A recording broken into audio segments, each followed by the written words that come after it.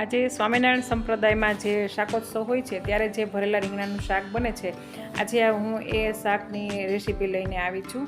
એમાં લસણ ડુંગળી કે કોઈ ઉપયોગ નથી થતો, પણ છતાં પણ એ શાક એટલું ટેસ્ટી બને છે કે બધાને ખૂબ જ ભાવતું હોય છે. તો ચલો આપણે એની રેસીપી સ્ટાર્ટ કરીએ. તો એના માટે મેં અહીંયા એક પેનમાં 3 ચમચી જેટલા માંડવીના બિયા લીધેલા છે. એને આપણે શેકી લઈશું.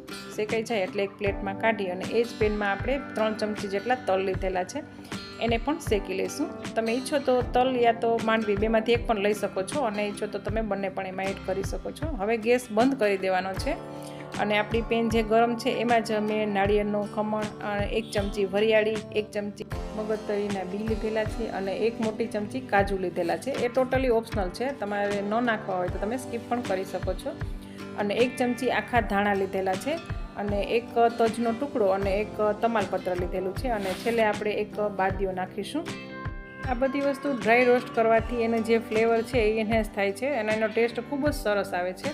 તો હવે મેં માંડવી જે હતી મગફળીના બી એમાંથી છાલ કાઢી લીધેલી છે અને ઠંડુ થાય ત્યાં સુધીમાં આપણે રીંગણામાં કટ લગાવી લઈએ. તો એક તો મેં જે રીતે આપણે જનરલી લગાવીએ છીએ એ રીતે કટ લગાવ્યો છે. અને શાકોત્સવનું જે શાક હોય એમાં ઉપરથી થોડો પાર્ટ કાઢી અને ખાલી નીચે કટ લગાવે છે, એવી રીતે કરે છે.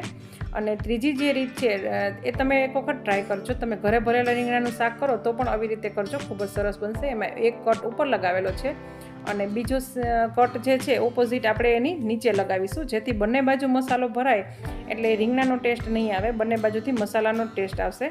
તો હવે આપણા રીંગણામાં કટ લગાવાઈ ગયા છે. તો હવે આદુ અને મરચાં છે એ પણ આપણે સમારી લઈશું. અને મેં અહીંયા તેલ ગરમ કરવા મૂક્યું છે, એમાં આપણે રીંગણાને તળી લેવાના છે. શાકોત્સવનું જે શાક બનતું હોય છે એમાં રીંગણા તળીને જ લેવાતા હોય છે. અહીં જો તમારે રીંગણા તળવા ન હોય તો તમે એને વરાળથી બાફી પણ શકો છો, એમ પણ લઈ શકો છો. અને અહીંયા રીંગણાને આપણે 80% જેટલા જ આપણે ચડવા દેવાના છે. બાકી પછી આપણે જ્યારે ગ્રેવી બનાવશું ત્યારે રીંગણા તળાઈ જશે, એમાં પણ કૂક થઈ જશે. તો ફ્રેન્ડ્સ, તમને જો આ રેસીપીનો વિડીયો પસંદ આવે તો પ્લીઝ એને લાઇક, શેર અને સબસ્ક્રાઈબ કરવાનું બિલકુલ ના ભૂલશો.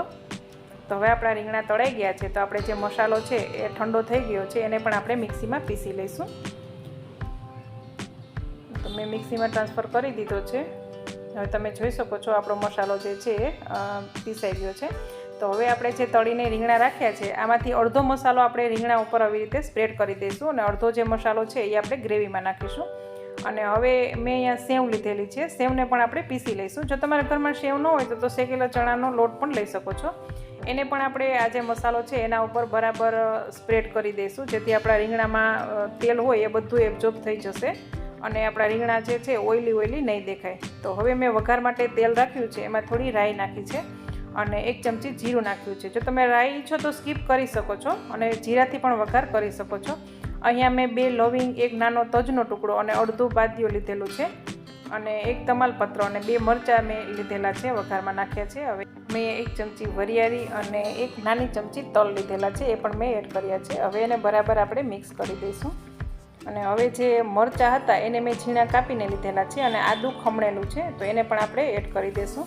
અને એને આપણે 15 થી 20 સેકન્ડ માટે સાંતળી લઈશું, જેથી એનો કચાશ જે છે કાચું એવો ટેસ્ટ નીકળી જશે. અને 2 મોટા ટમેટા મેં લીધેલા છે, એને પણ એડ કરી દીધા છે. હવે આપણે આ જે ટમેટા છે એને એકદમ ગ્રેવી જેવા થાય ત્યાં સુધી આપણે ચડવા દેવાના છે. તો એને આવી રીતે હલાવતા રહી અને આપણે બિલકુલ પેસ્ટ જેવું થઈ જાય ત્યાં સુધી આપણે એને ચડવા દેવાના છે. અને થોડું તેલ છૂટું પડવા માંડે ત્યારે આપણે એમાં થોડુંક નિમક નાખીશું, જેથી આપણા ટમેટા જે છે એકદમ સરસ રીતે કૂક થઈ જશે. અને હવે આપણે મસાલા કરી દઈશું. તો એમાં થોડી હળદર, 1 ચમચી ધાણા જીરું પાવડર અને 1 ચમચી લાલ મરચું પાવડર નાખેલું છે. અને એક મેં અહીંયા અડધી ચમચી જેટલો કાશ્મીરી લાલ મરચું લીધેલું છે. મરચું તમે તમારા ટેસ્ટ પ્રમાણે ઓછું ઓછું કરી શકો છો, કેમ કે આપણામાં આદુ અને મરચાં પણ નાખેલા છે, તો એ પ્રમાણે જ આપણે લાલ મરચું નાખવાનું છે. હવે તમે જોઈ શકો છો આપણો તેલ જે છૂટું પડવા માંડ્યું છે, એનો મતલબ કે આપણા ટમેટું જે છે એ ચડી ગયો છે. તો હવે જે આપણે અડધો મસાલો રાખ્યો તો એ પણ મેં આમાં એડ કરી દીધો છે. હવે એને આપણે થોડી વાર માટે ચડવા દઈશું, જેથી મસાલો જે છે એ બરાબર ચડી જાય. તો એના માટે આપણે થોડું પાણી નાખીશું. મેં અહીંયા અડધો કપ જેટલું પાણી નાખ્યું છે, જેથી આપણા મસાલા જે છે બરાબર ચડી જાય અને આપણો મસાલો નીચે બળે પણ નહીં. તો હવે એને આપણે થોડું ઉકળવા દઈશું.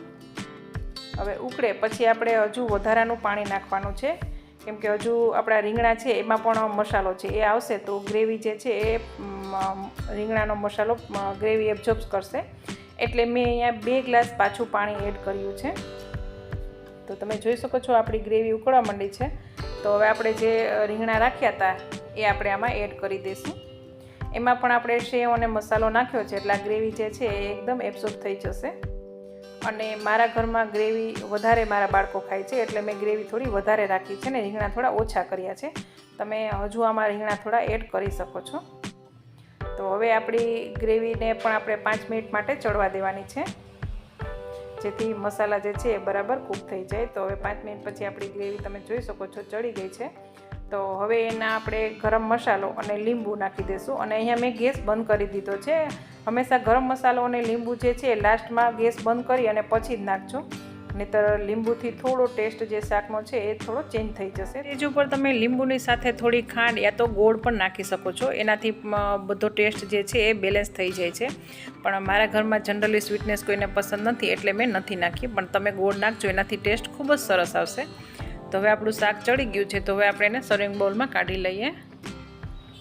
બન્યું છે ને બિલકુલ છે શાકોત્સવમાં આપણે ખાતા હોઈએ એવું જ શાક. દેખાવે જેટલું સરસ છે, ટેસ્ટમાં પણ એટલું જ સરસ છે. તો તમે એક વખત જરૂરથી ટ્રાય કરજો. અને ચલો હવે મળીએ નેક્સ્ટ વિડીયોમાં. ત્યાં સુધી બાય બાય, ટેક કેર.